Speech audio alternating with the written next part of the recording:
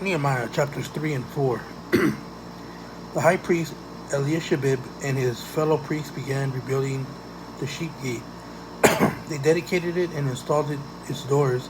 After building the wall to the Tower of the Hundred and the Tower of Hananel, they dedicated it.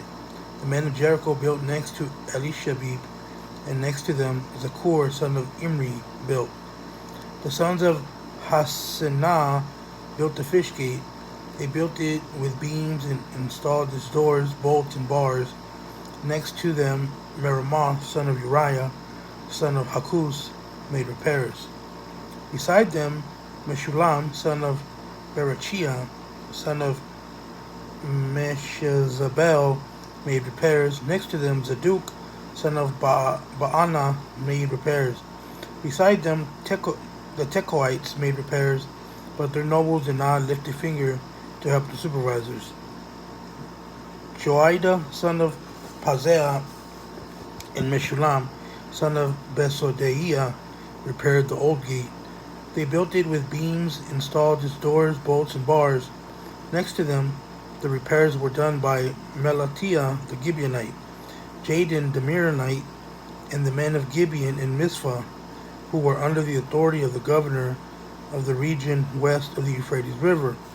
After him, Uzziel, son of Harshai, the goldsmith, made repairs, and next to him, Hananiah, son of Perfumer, made repairs. They restored Jerusalem as far as the broad wall. Next to them, Rephaiah, son of Hur, ruler of the half district of Jerusalem, made repairs. After them, Jedaiah, son of Harumaph, made repairs across from his house. Next to him, Hattush, the son of Hashabniah, made repairs. Malchijah, son of Harim, and Hashub, son of Pathos, Moab, made repairs to another section, as well as to the Tower of the Ovens. Beside him, Shallum, son of Haloshish, ruler of half the district of Jerusalem, made repairs, he and his daughters. Hanun and the inhabitants of Zanoah repaired the valley gate. They rebuilt it and installed its doors, bolts, and bars, and repaired 500 yards of the wall to the dung gate. Malchijah, son of Rechab, ruler of the district of Beth HaKarim, repaired the dung gate. He rebuilt it and installed its doors, bolts, and bars. Shallum, son of Kol Hosea, ruler of the district of Mizpah, repaired the fountain gate. He rebuilt it and roofed it. Then he installed its doors, bolts, and bars. He also made repairs to the wall of the pool of Shilah near the king's garden, as far as the stairs that descend from the city of David. After him, Nehemiah, son of Azbuk, ruler of half the district of Beth Zur, made repairs to a point opposite to the tomb of David, as far as the artificial pool in the house of the warriors. Next to him, the Levites made repairs under Rehum, son of Bani. Beside him, Hashabiah, ruler of half the district of Keilah, made repairs for the district. After him, their fellow Levites made repairs under Binui, son of Hadad, ruler of half the district of Keilah. Next to him, Ezer, son of Jeshua, ruler of Mizpah, made repairs to another section opposite the exit to the armory at an angle.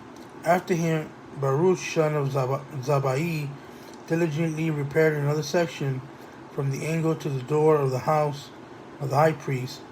Eliashib, beside him, Meremoth, son of Uriah, son of Hakus, made repairs to another section from the door of Eliashib's house to the end of his house.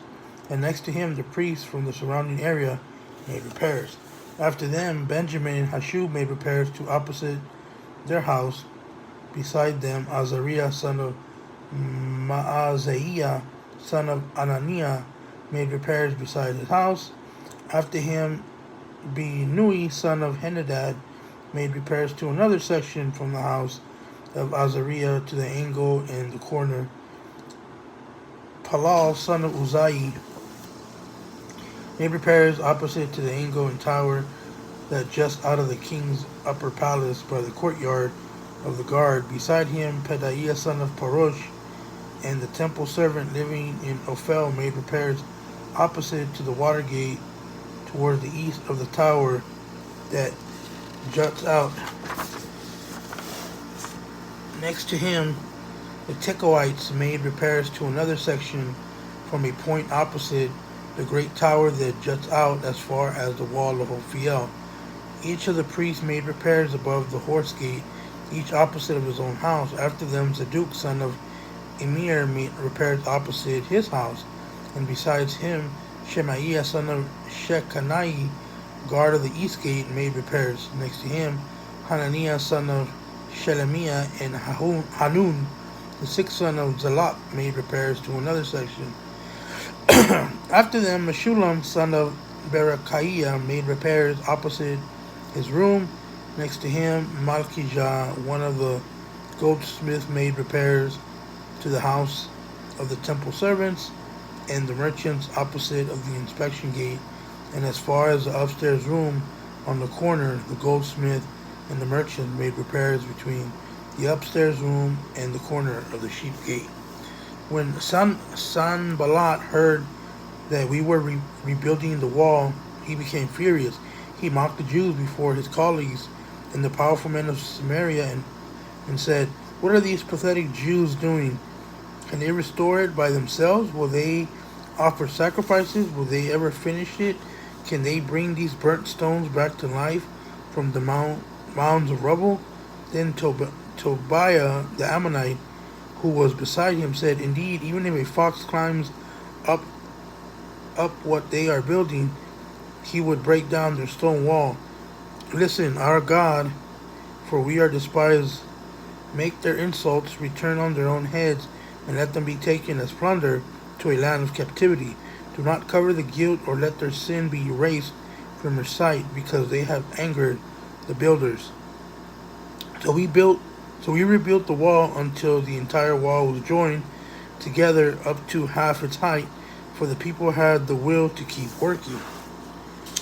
When Sanballat, Tobiah, and the Arabs, Ammonites, and Ashdodites heard that the repair to the walls of Jerusalem was progressing and that the gaps were being closed, they became furious. They all plotted together to come and fight against Jerusalem and throw it into confusion. So we prayed to our God and stationed a guard because of them day and night. In Judah it was said, "The strength of the laborer fails. Since there is so much rubble, we will never be able to rebuild the wall." And our enemies said, "They won't realize it until we are among them and can kill them and stop the work." When the Jews who lived nearby arrived, when they said to us time and again, "Everywhere you turn, they attack us." So I stationed people behind the lower sections of the wall at the vulnerable areas. I stationed them by families with their swords, spears, and bows. After I made an inspection, I stood up and said to the nobles, the officials, and the rest of the people, "Don't be afraid of them. Remember the great and awe-inspiring Lord, and fight for your countrymen, your sons and daughters, your wives and homes." When our enemies heard that we were their scheme and that God had frustrated it, every one of us returned to his own work on the wall. From that day on, half of the men did the work, while the other half held spears, shields, bows, and armor. The officers supported all the people of Judah who were rebuilding the wall. The laborers who carried the loads worked with one hand and held the weapon with the other. Each of the builders had his sword strapped around his waist while he was building, and the trumpeter was beside me. Then I said to the nobles, the officials, the rest of the people, "The work is enormous and spread out, and we are separated far from another along the wall. Wherever you hear the trumpet sound, rally to us. Our God will fight for us." So we continued to work, while half of the men were holding spears from daybreak until the stars came out. At that time I also said to the people, let everyone and his servant spend the night inside Jerusalem, so that they can stand guard by night and work by day. And I, my brothers, my servants, and the men of the guard with me never took off our clothes. Each carried his weapon, even when washing.